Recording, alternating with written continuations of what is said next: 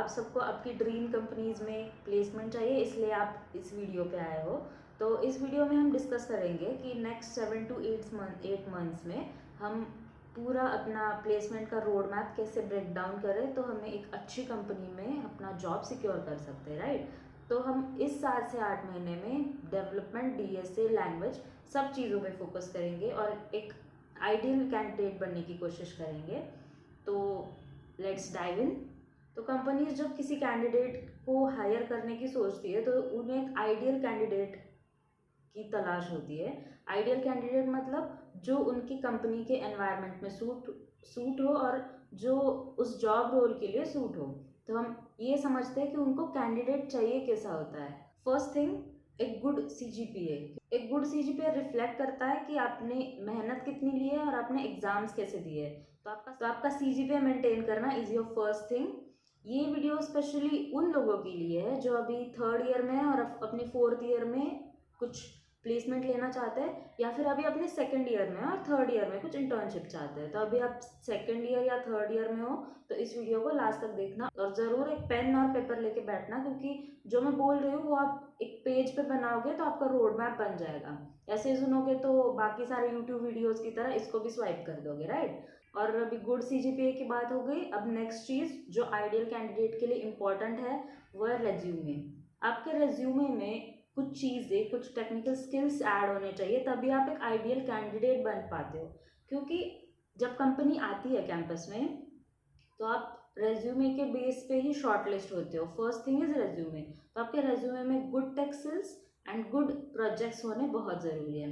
अब take skills का मतलब क्या है? जो भी आप स्किल सीखते हैं, डेवलपमेंट सीखते हैं, डीएसए सीखते हैं, फ्रेमवर्क सीखते हैं, वो सब स्किल्स आपको आपके रेज्यूमे में डालना आना चाहिए। और सेकंड चीज़ ये है कि प्रोजेक्ट्स आर सो इम्पॉर्टेंट, क्योंकि पहले जब कोई भी इंटरव्यूअर पूछता है चीज़ें तो आधे से ज़्यादा टाइम प्रोजेक्ट्स के डिस्कशन में चला जाता है। तो उससे आपका इंप्रेशन इंटरव्यू पे बनाना बहुत ज़रूरी होता है। तो प्रोजेक्ट्स अच्छे ऐड करो।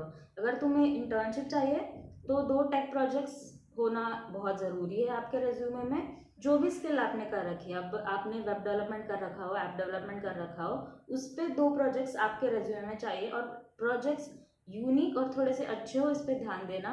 सब ग्रुप एक ही प्रोजेक्ट्स मत दिखा देना। अब सब लोग क्या करते हैं, यूट्यूब पे वही सेम ट्यूटोरियल देखते हैं, सेम प्रोजेक्ट अपना बनाते हैं और सेम वही सब लोग रेज्यूमे में ऐड कर देते हैं। ऐसा मत करना। कुछ यूनिक प्रोजेक्ट्स के आइडिया ढूंढो, चाहे तो चैट जीपीटी कर लेना, पर ऐसा मत करो कि tutorial as it is copy कर लिया। ट्यूटोरियल से आप सीखते नहीं हो, बस कॉपी कर लेते हो। ठीक है, तो आपको इंटर्नशिप चाहिए तो आपके रेज्यूमे में 2 अच्छे प्रोजेक्ट्स होना ज़रूरी है।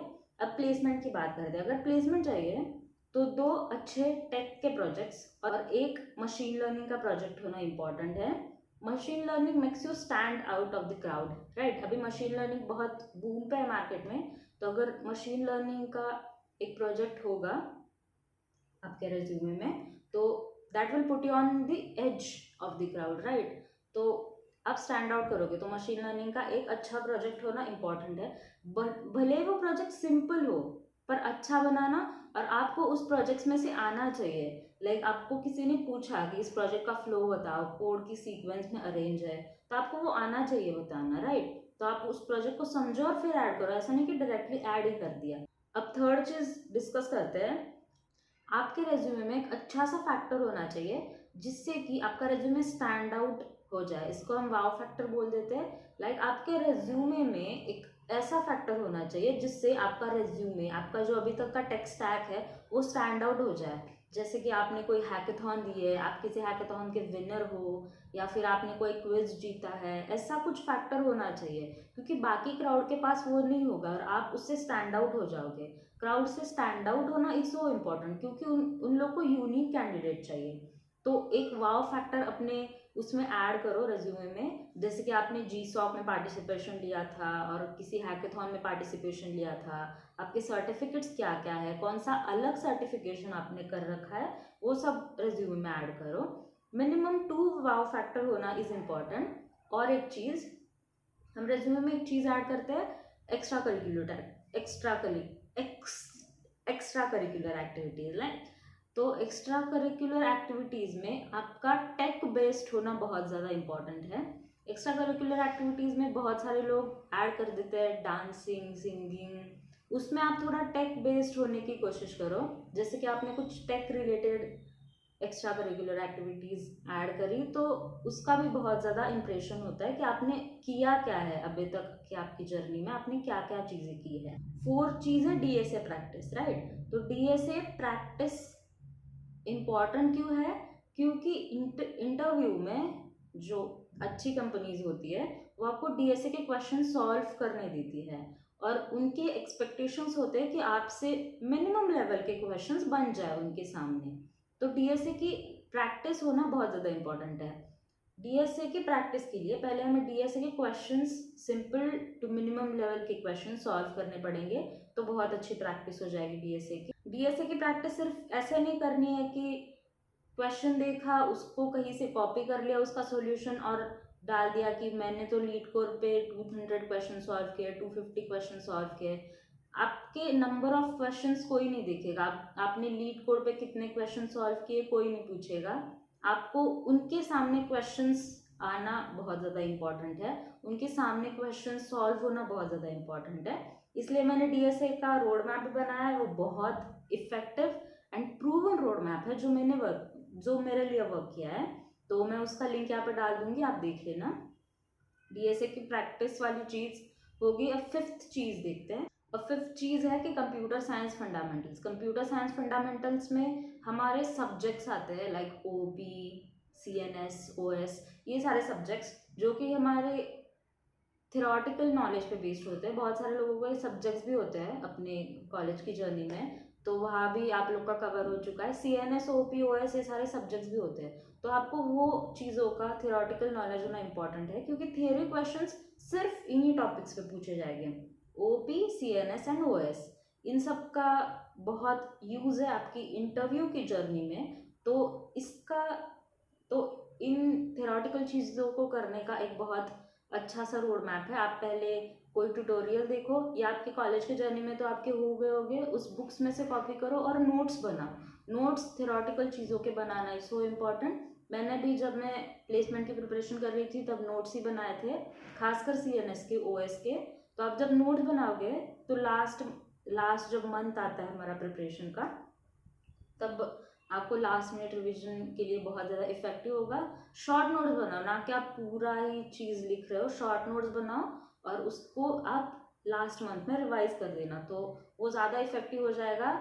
जबकि आप 8 ही महीने वो चीज़ कर रहे हो, उससे ज़्यादा लास्ट मंथ की रिविजन बहुत ज़्यादा इंपॉर्टेंट होती है।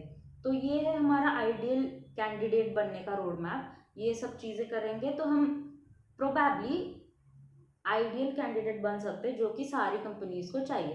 अब हम रोड मैप डिस्कस करते हैं जो कि हम जनवरी से लेके अगस्त तक अप्रॉक्स हमारा कंप्लीट हो जाना चाहिए, क्योंकि 8 मंथ्स की हमारी जर्नी रहेगी तो हमारा अगस्त तक रोड मैप कंप्लीट हो जाना चाहिए और अगस्त के मंथ में आप प्लेसमेंट्स के लिए पेड सकते हैं। अब इस 8 महीनों को हम 2 कैटेगरीज में डिवाइड करेंगे।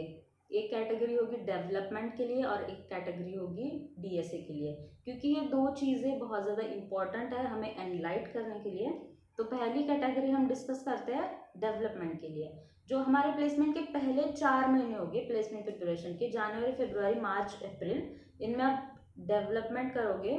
और जो लास्ट के 4 महीने हो गए, मई, जून, जुलाई, अगस्त, इसमें आप डीएसए करोगे। अब ऐसा मैंने क्यों किया, 4 महीनों में क्यों डिवाइड किया? क्योंकि पहले जब आप डेवलपमेंट करते हो तो आपको कोई भी डेवलपमेंट, ऐप डेवलपमेंट या वेब डेवलपमेंट, वो आपको प्रोजेक्ट बनाने के काम आते हैं। और जो लोग लास्ट में डेवलपमेंट करेंगे उनके प्रोजेक्ट्स भी नहीं बन पाएंगे और रेज्यूमे में ऐड भी नहीं हो पाएगा। तो फर्स्ट थिंग फर्स्ट, आपका रेज्यूमे के बेसिस पे ही शॉर्ट लिस्टिंग होगा, ना कि आपको डीएसए कितना आता है और आप कितने कोर डेप्थ में जाकर कोई लैंग्वेज सीखते हो। तो पहले तो हमें डीएसए ही सीखना है क्योंकि हमें हमारा रेज्यूमे सबसे ज़्यादा एनलाइटिंग बनाना है। तो पहले 4 महीनों में हम डेवलपमेंट सीखेंगे। आपको कोई भी डेवलपमेंट में इंटरेस्ट हो, ऐप डेवलपमेंट हो, वेब डेवलपमेंट हो, वेब डेवलपमेंट भी कुछ फैक्टर है, full stack, front end, back and, आपको किसी में भी इंटरेस्ट हो, आप पहले वो सीखना और उस पर अच्छे से projects banana. That is important क्योंकि प्रोजेक्ट्स हमारे यूनिक होने चाहिए, ना कि वही ट्यूटोरियल्स वाले प्रोजेक्ट्स। तो आप पहले तो अभी जनवरी चल रहा है तो जनवरी में अपना इंटरेस्ट देखो कि आपको वेब डेवलपमेंट चाहिए, ऐप डेवलपमेंट चाहिए। हमें वो कैंडिडेट नहीं बनना है जब कॉलेज में प्लेसमेंट्स के लिए कंपनीज आना शुरू हो जाएगी तब हम प्रिपरेशन स्टार्ट करेंगे। अभी आप थर्ड ईयर में हो, अभी से प्रिपरेशन स्टार्ट कर दो ताकि एक भी पहली भी कंपनी कॉलेज में आए तो वो आपके हाथ से छूटे नहीं। अभी से प्रिपरेशन स्टार्ट कर दो, अभी से डेवलपमेंट के लिए स्टार्ट कर दो। डेवलपमेंट बहुत ईजी है, वेब डेवलपमेंट तो बहुत ईजी है। आपने सुना होगा कुछ रील्स पे कि बहुत टफ होती है, बाद में जावास्क्रिप्ट बहुत टफ हो जाती है। कुछ नहीं है, आप अभी HTML से स्टार्ट करो, बहुत ईजी हो जाएगा। ठीक है, सपोज कर लेते हैं आपने वेब डेवलपमेंट कर ली, तो इन 4 महीने में आपको वेब डेवलपमेंट करनी है और उस पर अच्छे से प्रोजेक्ट्स बनाना। अब आप दिन भर बैठ के वेब डेवलपमेंट तो नहीं करोगे। अगर आधा दिन वेब डेवलपमेंट सीख ली तो आपको आधा दिन थियोरेटिकल सब्जेक्ट्स पे देना है, like OP, CNS and OS। क्योंकि जब आप थियोरेटिकल चीज़ें पहले 4 महीनों में कवर करोगे और उसके नोट्स बना के रखोगे, नेक्स्ट 4 महीनों में हमें उन्हें नहीं देखना है। पहले उन्हें कवर करो, उनका नॉलेज ले लो और उसको नोट्स बना के रख दो, शॉर्ट नोट्स बना के रख दो। थोड़ा थोड़ा थोड़ा थोड़ा, इतने बड़े नहीं है वो सब्जेक्ट्स, बहुत छोटे हैं, बहुत छोटा छोटा, बहुत छोटी छोटी चीज़ें पूछते हैं। चाहिए तो आप चैट जीपीटी की भी हेल्प ले सकते हो। मैंने CNS में ली थी चैट जीपीटी की हेल्प, बहुत ज़्यादा हेल्प होती है क्योंकि as it is short notes मिलते हैं, एज इट इज़ वो टॉपिक समझ में आ जाता है। तो ये सारी चीज़ें आपको पहले 4 महीनों में करनी है। फिर से एक बार रिवाइज करते हैं। पहले 4 महीनों में आपको डेवलपमेंट कंप्लीट करना है और उसके बाद आपको जो कंप्यूटर बेस्ड थियोरेटिकल सब्जेक्ट है OP, CNS एंड OS, उनको कवर करना है, राइट। पहले 4 महीने हो गए, अब नेक्स्ट 4 महीने में हमें DSA करना है। DSA में एक तो पहले मैंने रोड मैप दिया है, उसका वीडियो आप जाके देखो क्योंकि वो आपको यहाँ पे हेल्प करेगा।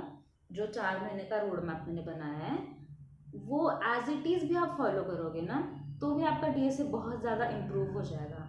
DSA इतना मुश्किल नहीं है जितना लोगों ने उसको बनाया है, राइट। पहले तो हमें उस 4 महीने में हमें फेजेस में डिवाइड करना है कि इजी फेज हम फर्स्ट करेंगे, then medium phase and then hard phase. First thing आपको arrays, strings and link list करना है। वो इजी टॉपिक है और बहुत ज़्यादा पूछते हैं वो टॉपिक, तो आपको उस पर ज़्यादा फोकस करना है, उसको ज़्यादा स्ट्रांग बनाना है। हमारी DSA की जर्नी स्टार्ट होगी मई से, तो आपको मई से एरे, स्ट्रिंग्स वो सब करना स्टार्ट कर देना है। अब हमने DSA बाद में क्यों लिया है, क्योंकि आपके अभी तक प्रोजेक्ट्स बन चुके होंगे तो आपको अभी कोर टॉपिक्स में जाना है, राइट। आपको अभी इंटरव्यू की प्रिपरेशन करनी है तो DSA आपको इंटरव्यू में पूछा जाएगा, इसलिए आपको लास्ट के 4 मंथ्स में DSA करना है। DSA के लिए एक कंडीशन है, आपको रोज मिनिमम 3 क्वेश्चन सॉल्व करने होंगे। भले आप इजी करो, मीडियम करो, हार्ड तो अभी स्टार्टिंग में होगे ही नहीं, तो भले आप इजी करो, मीडियम करो, आपको स्टार्टिंग में DSA के एक क्वेश्चन तो करना ही है। स्टार्टिंग में बहुत ज़्यादा टाइम लगता है DSA के क्वेश्चन करने में, 2-3 घंटे भी लग सकते हैं, पर लगाओ, स्टार्टिंग में लगेगा, बाद में 1 घंटे में होगा, उसके बाद आधे घंटे में भी हो जाएगा।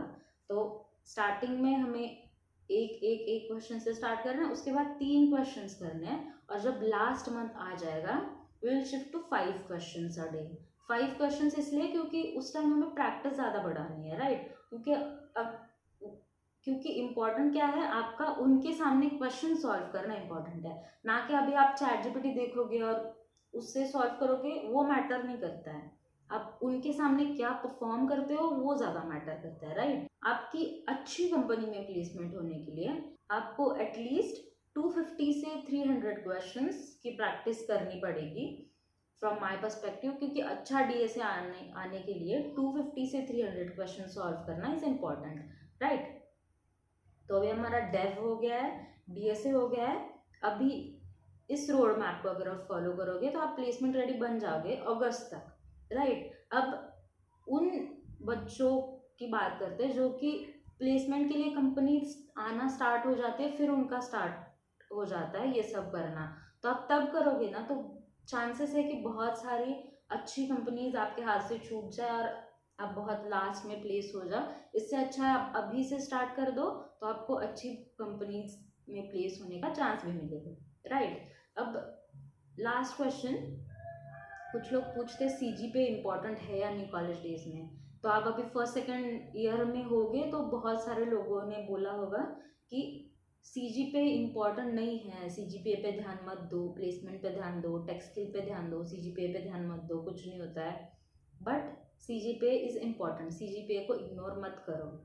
कंपनीज आती है तो डायरेक्टली क्राइटेरिया लगा देती है कि आपको इससे कम सीजीपीए हो तो आपको हमारी कंपनी में बैठना ही नहीं है, तो आप उधर से रिमूव हो जाओगे, लाइक आपको बैठने ही नहीं देंगे वो लोग।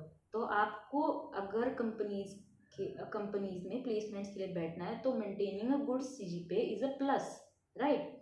तो कुछ कंपनीज 6.5 का भी क्राइटेरिया लगाती है, पर as per my perspective 7+ CGPA होना, then we are in a safer zone, right. 7+ CGPA होना अच्छी बात है। अगर हम 8+ में आ गए तो then this is considered as good CGPA. 8+ में जाने का ट्राई करो। ये मुझे भी थर्ड ईयर के बाद रियलाइज हुआ कि सीजीपीए मेंटेन करना कितनी अच्छी आदत है। अगर आपके पास अभी सेमेस्टर्स बचे हैं तो ट्राई करो अच्छा सीजीपीए लेकर आने का। और कॉलेज एग्जाम्स इतने कुछ मुश्किल नहीं होते, हमें इतना तो पता ही है। टेक स्किल्स सीखने से ज़्यादा इजी है कि कॉलेज की एग्जाम्स की प्रिपरेशन अच्छे से करना। थोड़ी भी प्रिपरेशन करो तो कॉलेज में बहुत अच्छा परफॉर्म कर सकते हो आप लोग। तो सीजीपीए मेंटेन करो, बहुत इफेक्ट होगा। और आपका गुड सीजीपीए आपको गुड ही रिफ्लेक्ट करेगा। गुड सीजीपीए का फ़ायदा ही होगा, नुकसान नहीं होगा। तो जब भी कॉलेज की एग्ज़ाम आती है उससे 2 वीक्स पहले आप प्रिपरेशन स्टार्ट कर दो तो आपका अच्छा सीजीपीए आएगा, गारंटीड, राइट। तो ये था हमारा 7 to 8 मंथ्स का रोड मैप। इसको आप फॉलो करोगे तो गारंटीड आप एक अच्छी प्लेसमेंट लेकर आओगे। तो फॉलो करना। कुछ क्वेरी हो, कुछ प्रॉब्लम आ जाए तो don't hesitate to comment, don't hesitate to DM, I am on Insta also, तो don't hesitate to DM, okay. बाकी बेस्ट ऑफ लक आपके प्लेसमेंट्स के लिए। और जिनकी प्लेसमेंट लग चुकी है उनको कंग्रेचुलेशंस, 2025 बैच के जो थे। Okay, so see you soon and bye.